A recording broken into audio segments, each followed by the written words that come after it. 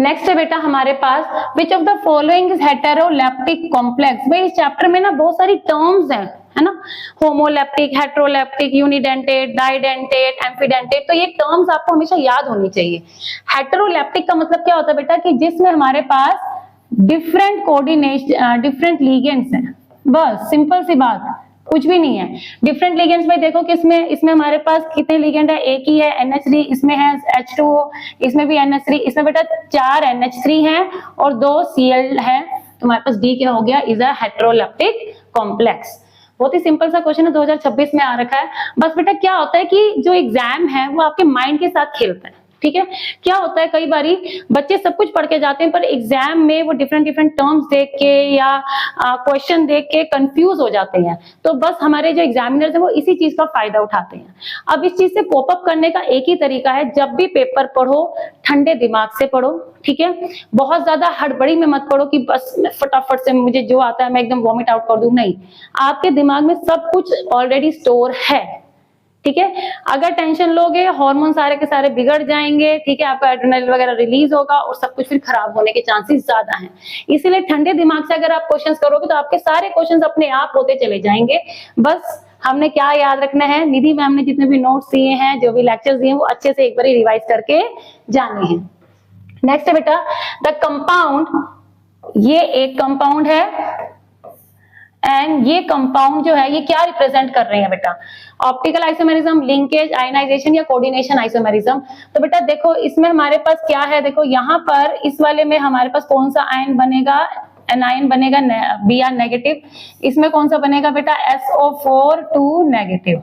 बाकी चीजें देखो बेटा सेम है, कोबाल्ट सेंटर मेटल एटम है, सल्फेट इसमें भी एक है, इसमें भी एक है, इसमें NH3 जो है वो 5 है, इसमें भी 5 है, इसमें भी एक Br है, इसमें भी एक Br है। बस फर्क किसका पड़ रहा है, हमारे जो आयंस हैं वो अलग अलग प्रोड्यूस हो रहे हैं, तो हमारा कौन सा आइसोमर बनेगा, हमारा आयनाइजेशन आइसोमेरिज्म, ठीक है जी।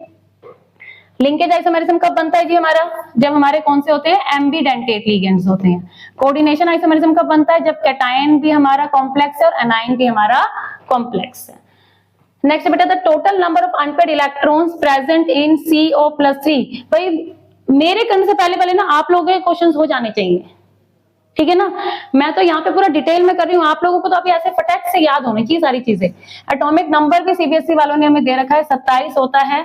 हाँ जी बेटा अगर 27 है तो इसकी इलेक्ट्रॉनिक कॉन्फ़िगरेशन क्या बन जाएगी, क्या बताया था मैंने, जो नंबर पीछे है हमारा, ठीक है, 20 वाली सीरीज में, उसको आप कहाँ पे लिख दोगे, 3D पे लिख दोगे, यानी 3D7 और 4s2 तो हमारा होता ही है, ठीक है। आगे हमारे पास यहाँ पे रहता है आर्गन। रफ में आपको इसमें इतना आर्गन लिखने की जरूरत नहीं है, बस आपको फटाफट करना है ये काम। तो CO+3 का मतलब 2 इलेक्ट्रॉन जाएंगे मेरे यहां से, एक जाएगा मेरा यहां से, तो क्या बन गया बेटा मेरे पास 3D6।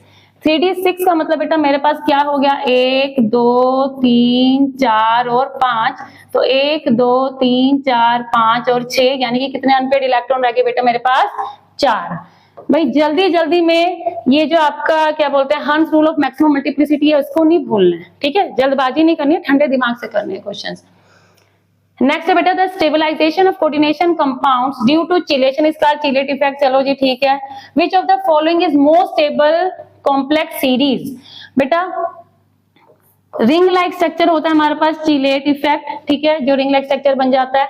जितने ज्यादा हमारे बेटा चिलेटिंग एजेंट्स होंगे, यानी कि हमारे पास डाइडेंटेट, ट्राइडेंटेट या पॉलीडेंटेट लिगेंड्स होंगे, हमारा जो कॉम्प्लेक्स है उतना ही ज्यादा स्टेबल होगा। तो बेटा यहाँ पर जल्दी से देखते हैं हम, अब आप खुद ही देखो भाई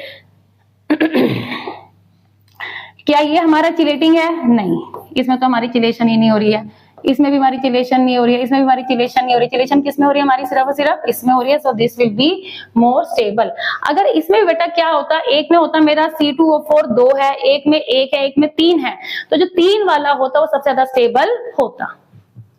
नेक्स्ट है बेटा the correct IUPAC name of PTNS32Cl2 is. अरे वाह ये भी CBSE 2026 का बहुत ही सिंपल सा क्वेश्चन है ये तो। हाँ जी बेटा क्या नाम होगा इसका, ये मेरा सेंट्रल मेटल एटम है, ये मेरे लीगेंड है, ठीक है।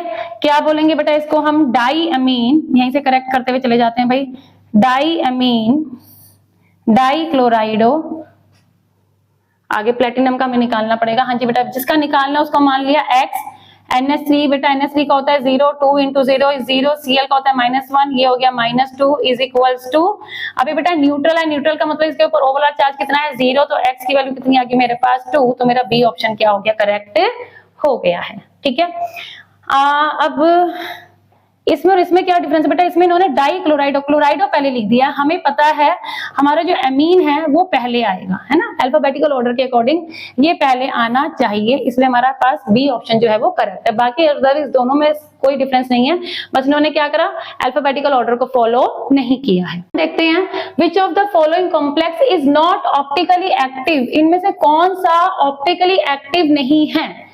अब भाई एक ऑप्शन है कि हम सारे के सारे बनाएंगे, वैसे मैं बोलूंगी अभी आप लोग प्रैक्टिस के लिए सारे के सारे बना के देखो, ठीक है, पर जब हमें एमसीक्यू करने हैं, फटाफट करना है, तो हमें ऑलरेडी पता दिख जाना चाहिए कि भाई यहाँ पे ट्रांस है, ठीक है, और कैसा बेटा ये हमारा ऑक्टाहेड्रल बन जाएगा, क्योंकि EN जो होता है वो डाइडेंटेट होता है, 2 EN है, तो यानी कि यहाँ पे हो गए 4 EN की वजह से बॉन्ड बन गए, 2 Cl की वजह से बन गए, और सिस मेरा कभी भी ट्रांस मेरा कभी भी ऑप्टिकली एक्टिव नहीं होता है। तो पहली बात तो हम देखते ही इसको बता देंगे कि भाई ट्रांस मेरा ऑप्टिकली एक्टिव नहीं है, ठीक है।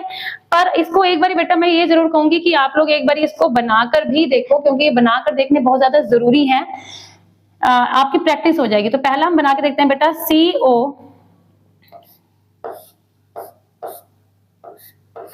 OX3। हाँ जी बेटा, कैसे होगा, देखो हमने पहले CO बनाया, 6 बॉन्ड बना दिए, अब इन 6 बॉन्ड्स के बीच में बेटा इस तरीके से 2-2 के बीच में क्या लगा दो, आप OX लगा दो। इसकी मिरर इमेज बना के देखो, फिर से 6 बॉन्ड बनाओ। अब जो बॉन्ड यहाँ है वो आ जाएगा यहाँ, जो बॉन्ड यहाँ है वो आ जाएगा इधर, और ये वाला बॉन्ड हमारा चला जाएगा इधर। इसको बेटा जब आप इसके ऊपर उठा के रखोगे तो ये सुपर इम्पोसिबल नहीं है, यानी कि आपस में क्या बन गए हैं, ये इनैंशियोमर्स बन गए हैं, तो ये क्या होंगे, ऑप्टिकली एक्टिव होंगे। सेम बेटा सिस में भी यहाँ पे भी आप बना के देखो, इसको भी ये इसका स्ट्रक्चर तो बिल्कुल सेम बनेगा, बस OX के क्या लग जाएगा, हमारा EN लग जाएगा। इसका स्ट्रक्चर एक बार मैं आपको बना के दिखाती हूँ बेटा, कैसे बनाएंगे, सब लोग बच्चे बनाएंगे बेटा खुद से। COEN2Cl2, फिर से हमने कितने बॉन्ड बनाए बेटा, 6 बॉन्ड बनाए। कैसे आए 6 बॉन्ड हमारे, EN जो होता है बेटा वो कैसा होता है, डाइडेंटेट होता है, 2 बॉन्ड बनाता है, ठीक है। 2 EN है तो कितने बॉन्ड बन जाएंगे, 4, और 2 Cl है तो टोटल बॉन्ड कितने हो जाएंगे, 6, तो क्या बन जाएगा हमारा ऑक्टाहेड्रल कॉम्प्लेक्स। अब सिस का मतलब बेटा एक इक्वेटोरियल बॉन्ड और एक मेरा एक्सियल बॉन्ड, क्या है बीच में हमारा, EN लगा दिया, EN, ठीक है। कितने बनाने, हमने 2 बनाने, तो इसी तरीके से यहाँ पे भी EN, और ये बाकी जगह पे क्या लग जाएगा, Cl और Cl। क्यों, क्योंकि कैसा है, मेरा सिस है, दोनों सेम से मेरे अगल बगल होने चाहिए, ठीक है। इसकी मिरर इमेज बनाओ बेटा, उसको ऊपर रखोगे तो ये सुपर इम्पोज नहीं करेगा। अगर बेटा मैं ट्रांस बनाती हूँ, ट्रांस के लिए फिर से देखो, CO कोऑर्डिनेशन नंबर कितना हो गया मेरे पास, 6। अब ट्रांस में क्या होगा बेटा, जो मेरे 2 Cl है वो कहाँ लग जाएंगे, ऊपर और नीचे, और EN मेरे कहाँ लगेंगे बेटा, एक्सियल बॉन्ड्स पे लगेंगे। तो इसकी जब आप मिरर इमेज बनाओगे तो बिल्कुल एग्जैक्टली बनेगी, इसको आप ऊपर उठा के रखोगे तो आराम से सुपर इम्पोज हो जाएगी, तो ये ऑप्टिकली एक्टिव नहीं होगा, ठीक है बेटा। नेक्स्ट है हमारे पास, due to the presence of ambidentate ligands coordination compound show isomerism. Yes, ठीक है जी, जहां भी एम्बीडेंटेट लिगेंड का नाम आएगा, ठीक है। अब इन्होंने कौन सा दिया है बेटा, SCN दिया है और NCS दिया है। अभी हमने कुछ स्लाइड्स पहले भी देखा था, SCN का मतलब बॉन्ड किससे बन रहा है, S के थ्रू बन रहा है, सॉरी, ठीक है। और यहाँ पे बेटा NCS का मतलब बॉन्ड किसके थ्रू बन रहा है, हमारा N के थ्रू बन रहा है, ठीक है। इसको हम बोलेंगे थायोसाइनाइटो S, इसको हम बोलेंगे थायोसाइनाइटो N, या फिर आइसोथायोसाइनाइटो, कोई भी वर्ड यूज कर सकते हो आप। तो बेटा जब भी एम्बीडेंटेट लिगेंड का नाम होगा तो कौन सा आइसोमेरिज्म होता है हमारे पास, लिंकेज आइसोमेरिज्म, क्योंकि लिंकेज जो है वो अलग अलग एटम से हो रही है, ठीक है। नेक्स्ट बेटा, indicate the complex ion which show geometrical isomerism. इसमें आपने बताना है कि कौन सा complex ion geometrical isomerism show करता है। पहली बात तो ज्योमेट्रिकल आइसोमेरिज्म नाम सुनते ही हमारे दिमाग में कौन सा आना चाहिए, सिस एंड ट्रांस।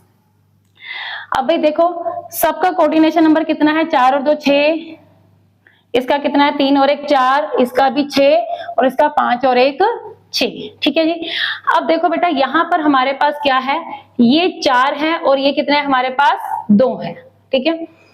तो ये हमारा सिस भी दिखा सकता है और ट्रांस भी दिखा सकता है। बनाकर खुद देखो आप लोग बेटा, मैं बोलूंगी फिर से। ये क्या बनेगा बेटा मेरा, ये हमारा बनेगा MA3B टाइप कॉम्प्लेक्स। तो ये मेरा सिस ट्रांस नहीं बना पाएगा, ठीक है। ये मेरा क्या है बेटा, MA6 टाइप कॉम्प्लेक्स, ये भी मेरा बेटा सिस ट्रांस नहीं बना पाएगा। क्यों? क्योंकि सारे के सारे लिगेंड्स क्या है मेरे, सेम है। यहाँ पे 3 लिगेंड सेम है बेटा, तो ये सिस ट्रांस नहीं बना सकता है किसी भी हालत में। इसमें भी 5 लिगेंड सेम है, तो ये भी मेरा सिस ट्रांस नहीं बनाएगा। कौन सा बनाएगा? सिर्फ यही बनाएगा। इसमें हमारे पास क्या होगा बेटा, एक बार जल्दी से बना के देख लेते हैं। यहाँ पर ये बन गया बेटा मेरा ट्रांस, और ये मेरा बन गया बेटा सिस, ठीक है। बाकी जगह आप वाटर लगा दो, ठीक है बेटा। तो ये हमारा पहला जो है ए ऑप्शन, वो हमारा ज्योमेट्रिकल आइसोमेरिज्म शो करेगा, ठीक है। आई होप बेटा आप लोग साथ ही साथ इन क्वेश्चंस को सॉल्व कर पा रहे होंगे, ठीक है। नेक्स्ट है बेटा the geometry of NiCO4 and NiPH3 2Cl2R। अभी तक में सिर्फ एक यही पहला क्वेश्चन आया जिसको हमें थोड़ा सा सॉल्व करके देखना पड़ेगा, ठीक है। अब सॉल्व करके बेटा रफ में हम फटाफट से देखेंगे कि कैसे हो रहा है ये हमारा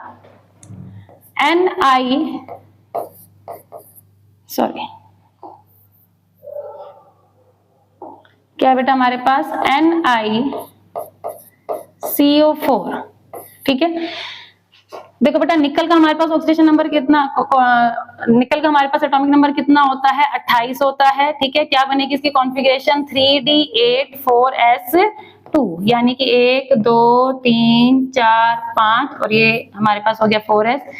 1 2 3 4 5 6 7 8 और 4S2।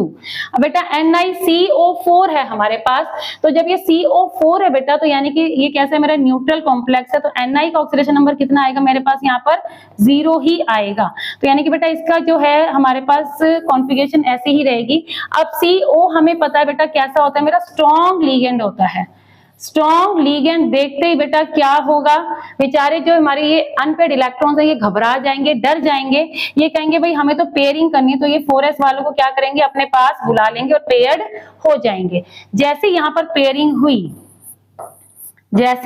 पेयरिंग हुई, बेटा मेरा क्या हो गया, 4s खाली हो गया। आगे क्या था मेरा 4p पड़ा था, तो ये 4s बेटा मेरा पूरा का पूरा क्या ये 3D मेरा भर गया है। मेरा 4s और 4p जो है वो क्या हो गया, खाली हो गया है। तो मेरे पास कौन सी हो जाएगी बेटा, हाइब्रिडाइजेशन sp3 हो जाएगी, ठीक है। नेक्स्ट है बेटा NiPPH3Cl2, this is triphenyl phosphine, और ये बेटा क्लोराइड। दोनों के दोनों ही मेरे क्या है बेटा, ये हमारे वीक लिगेंड्स हैं, ठीक है। वीक लिगेंड्स के केस में हमारे पास ज्योमेट्री क्या होती है, हमेशा टेट्राहेड्रल ही होती है। यानी कि इसमें भी क्या होगी, sp3 हाइब्रिडाइजेशन, इसमें भी क्या होगी, sp3 हाइब्रिडाइजेशन। तो दोनों के दोनों क्या हो जाएंगे, टेट्राहेड्रल हो जाएंगे।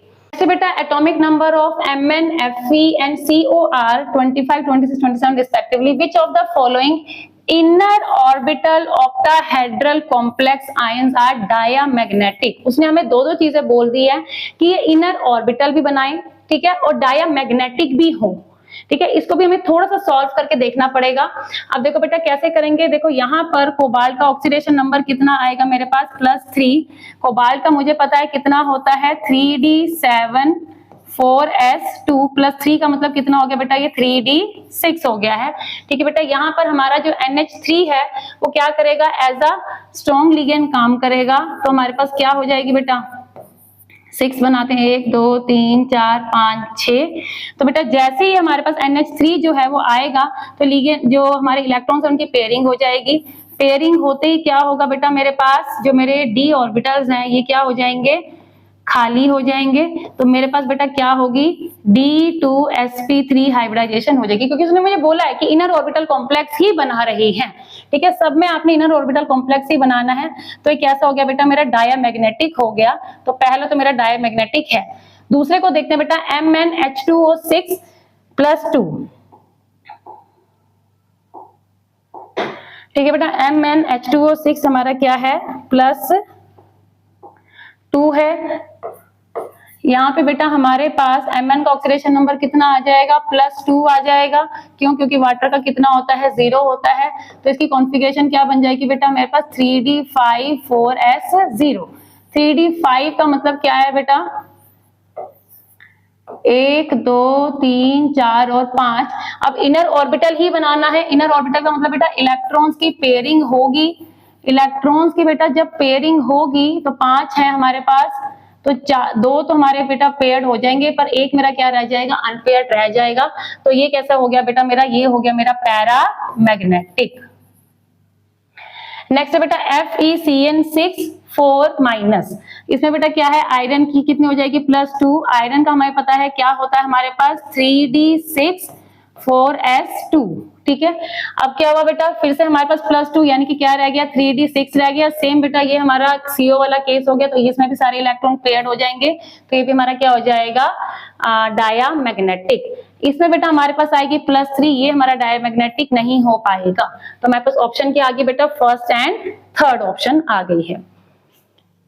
नेक्स्ट देखते हैं बेटा जल्दी से। अब बेटा ये टेबल वाले क्वेश्चंस है ना, ये बहुत ही इजी होते हैं, पर बच्चे टेबल देखकर ही घबरा जाते हैं कि अरे ये क्या आ गया, MCQ में टेबल आ गया, ओ माय गॉड, है ना। तो बेटा कुछ नहीं दे रखा है इसमें, इन्होंने कहा है कि ये हमारे कुछ कलर्स दे रखे हैं इस साइड, उन्होंने यहाँ पे उसने हमें फॉर्मूला दे रखा है और यहाँ पे दे रखी है उसने कंडक्टिविटी दे रखी है। ठीक है, अब उसने बोला है कि भाई ये मेरा फॉर्मूला है कंपाउंड का, तो इसमें कितनी कंडक्टिविटी होगी, कैसे आयंस बनेंगे बेटा, एक मेरा बनेगा कैटायन और 3 मेरे बनेंगे एनायन, तो 1:3। y की वैल्यू कितनी आ गई मेरे पास 1:3, तो ये तो ऑप्शन गया, ये भी ऑप्शन गया, 1 और 2 A और B को देखते हैं अब। ठीक है, अब उसने बेटा यहाँ पे मेरे पास दिया है कि मुझे अभी x की वैल्यू निकालनी है, और उसने मुझे बोला है कि 1:1 इलेक्ट्रोलाइट है।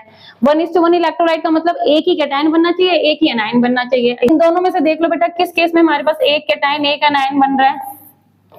यहाँ पे क्या है बेटा +1 चार्ज, यहाँ पे -1 चार्ज यहाँ पे, तो ये क्या होगा बेटा, एक ये कैटायन बनेगा, एक ये एनायन बनेगा, तो x क्या हो गया मेरा, ये हो गया।